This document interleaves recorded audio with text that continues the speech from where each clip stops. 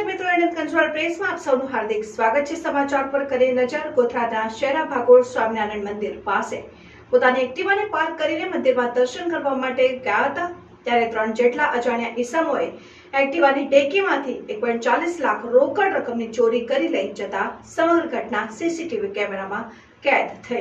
ગોધરાના શેરા ભાગોળ સ્વામિનારાયણ મંદિર પાસે પોતાની એક્ટિવાને પાર્ક કરીને મંદિરમાં દર્શન કરવા માટે ગયા હતા, ત્યારે 3 જેટલા અજાણ્યા ઈસમોએ એક્ટિવાની ડેકીમાંથી 1.40 લાખ રોકડ રકમની ચોરી કરી લઈ જતા સમગ્ર ઘટના સીસીટીવી કેમેરામાં કેદ થઈ હતી।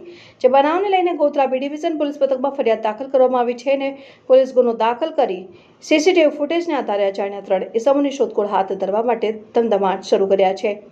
ગોધરા શહેરના બી ડિવિઝન પોલીસ મથકની હદમાં આવેલ શહેરા ભાગોળ પાસે સ્વામિનારાયણ મંદિરમાં દર્શનાર્થે ગયેલા દર્શનાર્થીની એક્ટિવાની ડેકીમાંથી અજાણ્યા ઈસમોએ રૂપિયા 1.40 લાખની ચોરી કરી ફરાર થઈ ગયા હતા। ગોધરા શહેરમાં છેલ્લા કેટલાક સમયથી મોબાઈલની લૂંટ, ખરફોડ, ચોરીઓ, બાઇકને ઉઠાંતરી સહિતની ઘટના હવે ગોધરા સહિત જિલ્લામાં સામાન્ય બની ગઈ હોય તેવું લાગી રહ્યું છે અને ગોધરા સહિત જિલ્લાની પોલીસ દ્વારા તલસ્પર્શી તપાસ હાથ ધરવામાં આવે તો ઘણું બધું બહાર આવી શકે તેમ છે।